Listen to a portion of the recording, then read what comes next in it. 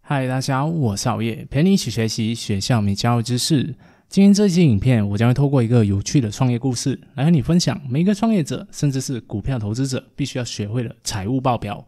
只有看懂财务报表，才能够在创业和投资当中降低失败的风险。看到最后，我还给你附上一个财富自由模拟器的免费模板，让你计算自己几岁可以达到财富自由，提早退休。话不多说，我们马上来开始吧。这是小明，他出生在一座小岛，父亲是个村长，所以衣食无忧。长大之后，小明决定在岛上做一个小生意来赚取收入。他把从小到大辛苦存下的200贝壳币拿出来，开启了名为伟伟中餐的店铺。现在让我们先基本了解3个财务报表的本质区别。第一，资产负债表，也就是 balance sheet， 这里面呢显示一家公司整体的财务状况。第二，收入报表 income statement 以及现金流量表 cash flow statement， 里面形容了这家公司这段时间的政策和运作。资产负债表可以看得出公司资产配置的状况，损益表则能够看得出公司这段时间内有没有赚钱，而现金流量表则是用来看公司现金的来源和去处。故事中，小明创建了店铺。首先来让我们看看资产负债表的变化。资产负债表分成2边，左边资产 assets， 右边则是负债和权益 liability 和 equity。 资产负债表最重要的特点就是要保持左右平衡，这是商业语言当中最基本的概念，也称之为会计等式 accounting equation。 资产等于负债加上股东权益。那么把200贝壳币加入资产负债表的右边，也就是负债和权益中的 common stock， 会发生什么事情呢？没错，它必须要在资产负债表的左边加上同样的数目，也就是资产那边的现金加上了200贝壳币。因为小明是用自己手头上的现金创立了店铺，这样资产负债表就达到平衡了。回到故事当中，成功注册了他的事业之后，小明便开始寻找他的第一处地点去设立他的店铺。他需要在岛的中心找一个好地方，这样岛上的居民就可以方便并找到来光顾他的食物了。最后，小明找到了一个非常不错的地点，唯一的问题就是购买这一片土地和建立店铺需要500贝壳币，他自己只有200贝壳币的现金，已经超出了他的承受能力。于是，小明打算和岛上的富豪借一笔钱。小明很努力的把自己的生意计划介绍给了这一位富豪，希望可以获得他的支持。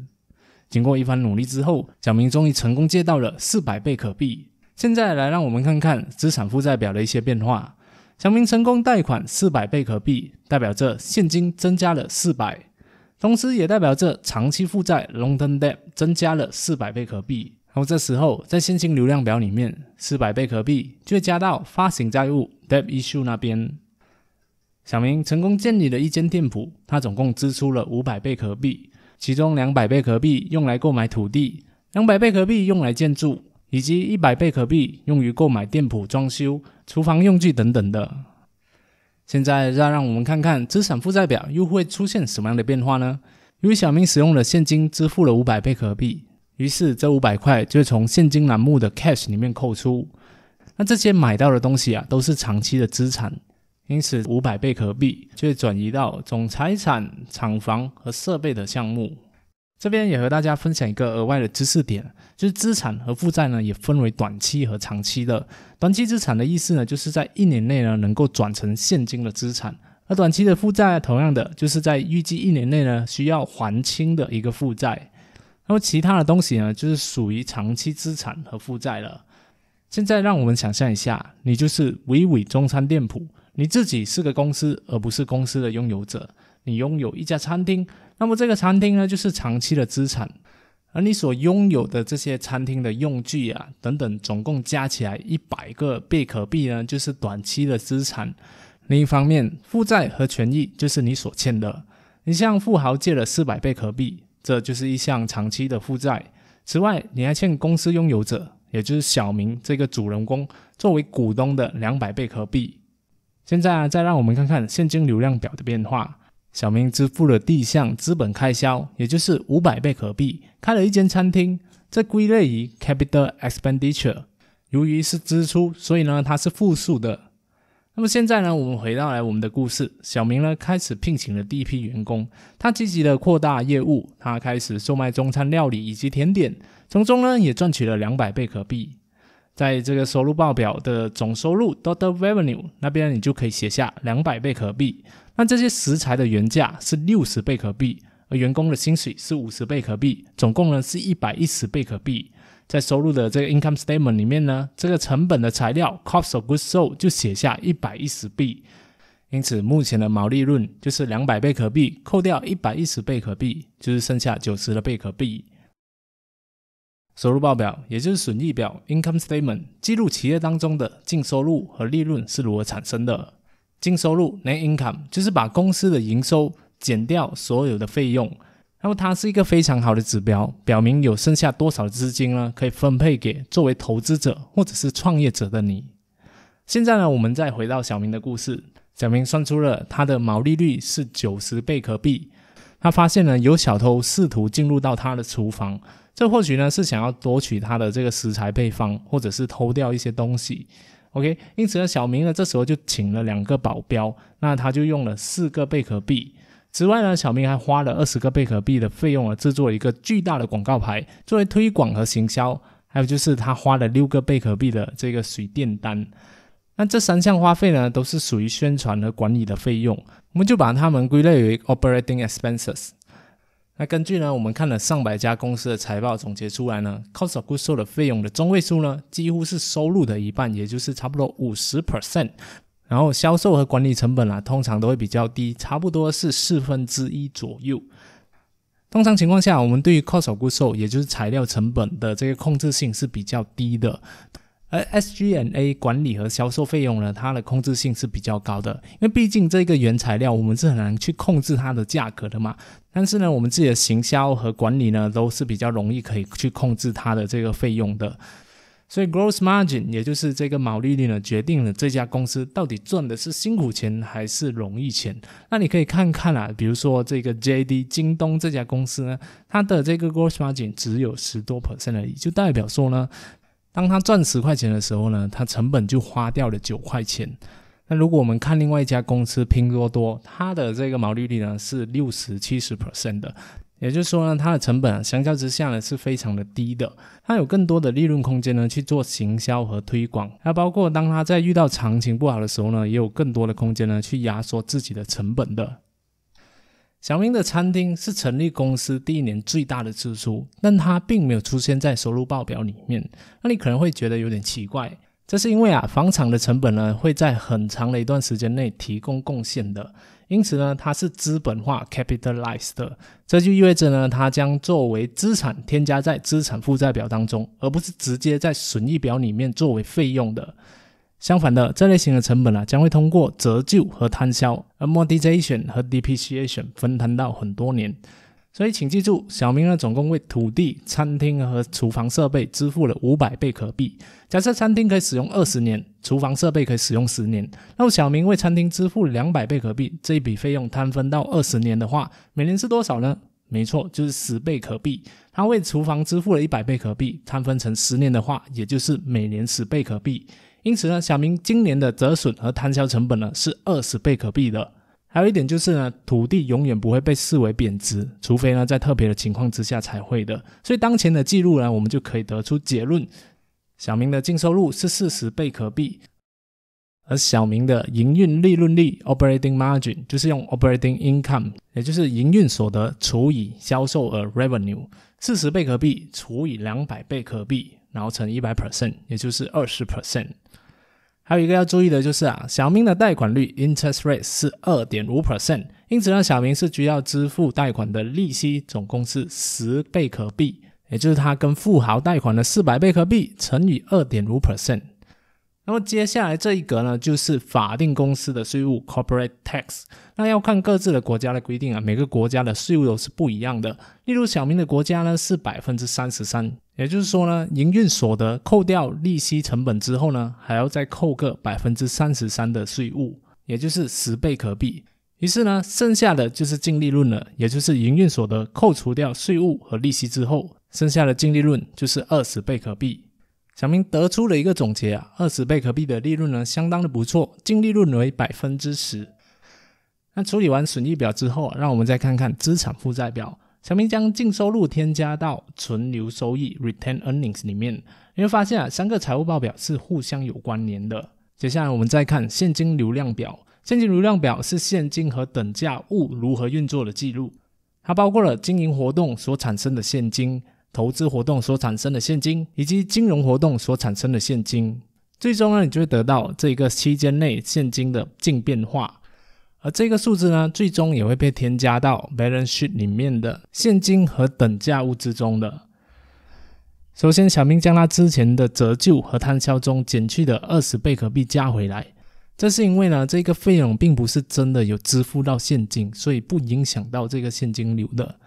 接着呢，他再从营运当中所获得的现金，也就是40贝壳币加到里面进去。接下来就是投资活动当中所产生或者使用的现金。作为一名聪明的投资者，你应该注意到，放在这一部分的钱啊，原本是可以拿来当做利润的。但如果公司把钱拿去投资，想要赚取更多的话，也是一件好事的。站在伟伟中餐的角度啊，他就花费了500贝壳币去创建这家新餐厅了。那小明本身是老板，投入了200贝壳币，由他自己支付。同时呢，他也从富豪那边借到了400贝壳币，这就是融资的现金 financing cash flow。 最终呢，伟伟中餐的现金净变化呢就是140贝壳币，而这个资产负债表的现金和等价物的部分呢，也应该输入相同的数值。所以以上呢，就小明经营1年之后的财务报表。那么现在我们进入到第2年，伟伟中餐的损益表和现金流量表被重置，而资产负债表不断的积累。记住这一个我不完美的对比啊，资产负债表呢就是你的身材，而损益表和现金流量表呢则是你特定时期的训练制度和饮食结果。在新的1年里面啊，你可能会改变自己的训练和饮食的习惯，但是脸呢身体呢可能还是会一样的，因为这是你之前所努力的结果。那么回到来我们的故事啊，新的1年呢，竞争对手小强呢就在门口放了一个广告牌，所有的食物都可以享受 50% 的折扣。小明非常不解对手的做法，因为这样做可能会血本无归啊。因此呢，小明决定保持原价。由于对手呢用价格战来吸引顾客，小明的销量呢也无可避免的下降了。小明可以减少食材和餐厅员工的费用，因为 cost of goods sold 会随着销量的波动和一起上下波动。但很可惜的是，它的管理和行销成本是不能减少的，因为没有这些，根本没有更多人会去认识到他们，也不会有新的客人。那如果往好的方面去想的话，可能这1年小明就不需要缴税了，因为他根本就没有赚到钱。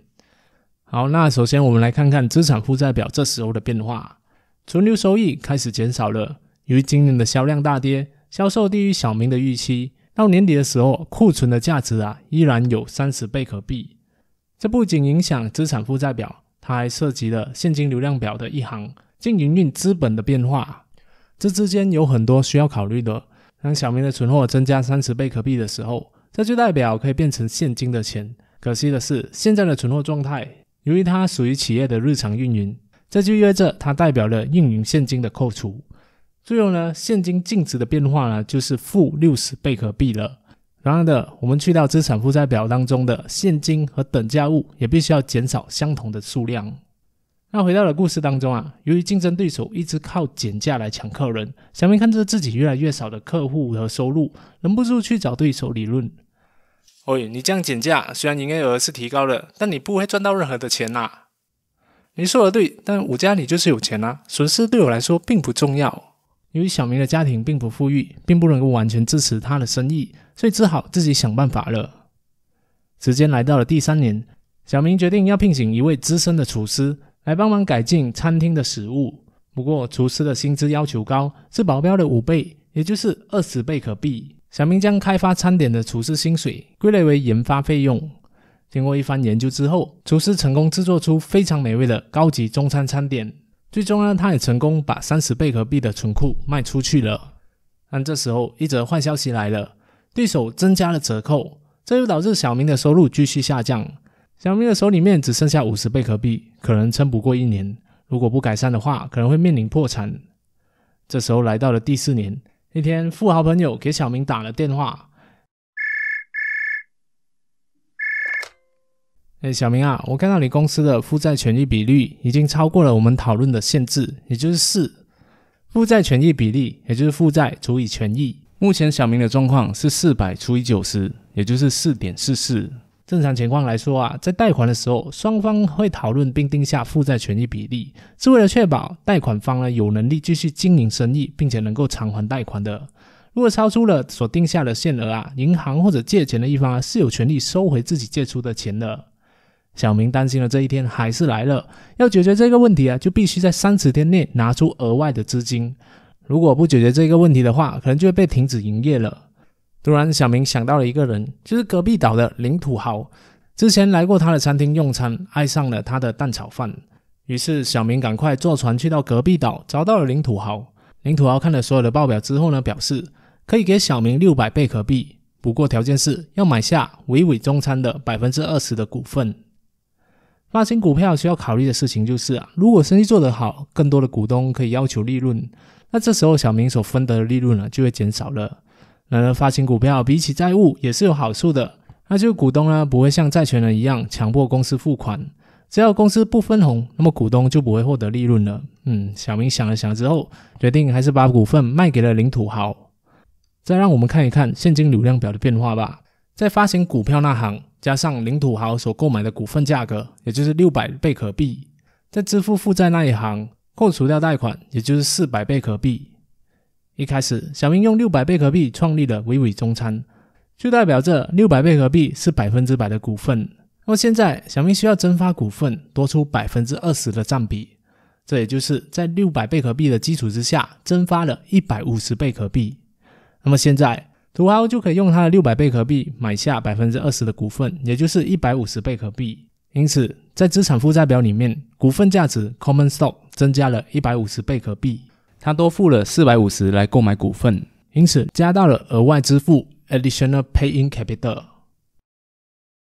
回到来故事当中，厨师成功研发了伟伟饺子，比目前市面上所有的饺子都好吃。小明决定为这一个研发申请专利和注册商标，以防止有对手偷取这一个配方。整个过程当中，他花了40贝壳币才处理好。让我们看看现在的现金流量表。申请专利和注册商标属于一种长期资产，因此可以把这些费用资本化，就很像是购买餐厅的费用那样去处理。小明把这些费用列为无形资产 Intangible Assets， 因此40贝壳币记录到 Capital Expenditure，复数是因为支出了钱。这项专利为20年，因此40贝壳币平单，1年的话就只有2贝壳币而已。因此在资产负债表里面，把专利的费用加到了 Other Intangible 里面，每年扣除2个贝壳币，持续20年。而在收入报表 Income Statement 那边呢， Depreciation 的那一个栏目也要扣除2个贝壳币。之后再把22贝壳币放到现金流量表的摊销和折旧。回到故事当中，现在的专利已经申请得到保护，小明更加努力的进行营销和推广，这也增加了他们的销售和管理的成本，同时增加了他们的收入，因为客人变多了。小明认为他的生意正在步入正轨，越来越好了。第5年，有一天 TokTok 社群媒体上出现了一个非常有名的美食博主，上传了关于伟伟中餐的饺子视频，大力称赞并推荐大家去吃。于是伟伟中餐的客人暴增，收入大幅增长。这时候 Cost of Goods Sold 在1年之内增加了很多，因为突然之间顾客很多了。小明延长了营业时间以及购买更多的食材。此外，小明的销售和管理成本也增加了，因为他必须聘请一名专业的会计师帮他处理收入和税务，以便他可以专注的扩展业务。总而言之，小明在这1年之内实现了246贝壳币的净利润。得知这个消息之后，小明的供应商开始允许他赊账或到60天内付款，因此小明积累了应付账款 Account Payable， 欠他的供应商的流动负债，目前是16贝壳币。同时他也开始允许一名大客户来赊账，他先是提供食物给顾客的派对，之后再向顾客收取费用。小明的会计师将这个费用记录在应收款项 Account Receivable， 代表着他要拿到但是还没有收到钱的款项，也就是10贝壳币。很可惜的是，这个顾客不久之后就跑路了，并没有还上钱，因此这10个贝壳币就拿不回了。所以会计师就把这10个贝壳币在 Account Receivable 那边就删除掉了，再把它放到右边负债的 accrued expenses 应计费用。由于已经知道这个人跑路不会还钱了，所以就归类为应计费用，当作是开销了。这时候小明打算分花红给公司的元老级员工，感谢他们这几年为公司的付出。虽然公司在第5年宣布了花红，但员工实际上收到的花红是在第6年的2月份，因此会计师同样的把它添加到了应计费用里面，因为呢它是属于已知的未来开销。而小明也想支付自己一笔小红利，因为目前公司有充足的现金和存留收益，所以他准备了60贝壳币的分红，所以在现金流量表里面扣除60贝壳币。然后现在呢净现金呢就剩下204贝壳币，而林土豪拥有公司 20% 的股份，因此土豪也获得了60贝壳币的 20%， 也就是12贝壳币的分红。林土豪一开始用了600贝壳币投资，第1年获取了12贝壳币的分红，12的分红除以600的投资，也就是 2% 的收益率 Dividend Yield。 最后让我们跳到资产负债表，存留收益 Return Earning 扣除60贝壳币分红，然后现金方面呢再加上现金流里面的240贝壳币的净现金变化。回到故事当中，来到了第10年，小明通过了更多的收入和富豪们的新贷款来扩大业务，他正在考虑开分行的事情。尽管林土豪支持小明的决策，但小明依然感到不安，因为有一部分的股份在土豪手中。经过谨慎的考虑，小明决定用1800贝壳币购买林土豪手中 20% 的股份。林土豪也感到非常的满意，因为他获得了3倍的回酬，从一开始的600贝壳币到现在获得了1800贝壳币。于是在现金流量表里面，用于购买股份的1800贝壳币从股份回购这个栏目里面扣除。而在资产负债表里面，1800贝壳币从库存 Treasury Stock 当中扣除。由于整个过程小明使用现金来购买股份，因此在 Cash 那里就会扣除1800贝壳币。完成了所有手续之后，小明终于恢复自己公司 100% 的股权了。小明也成为岛上一名成功的企业家，是许多创业者学习的榜样。相信大家在整个小故事当中已经了解到了3大基本的财务报表。想要更加完美的了解财务报表，最好的方式就是实践，也就是常常去看真实的报表。你可以直接到谷歌打入上市公司的名字，再加上 Financial Report， 再加上年份就可以找到了。如果你想要学习如何解读股市投资当中的3大财报，帮自己投资到一家好公司的话，那么现在我有公开一套财报解读大全的课程，只要你在下方留言财报解读这4个字，然后把你的留言截图提交到我给你准备好的表格，就可以免费领取了。谢谢大家观赏，希望今天的影片有帮助到你用最简单的方式掌握财务报表，在未来不管是投资股票还是自己创业，都可以更加的得心应手。最后也别忘了帮我点赞和分享，给你身边想要创业或者是投资的朋友带来更多的价值哦。我是熬夜，陪你一起学习学校没教的知识，我们下一集再见。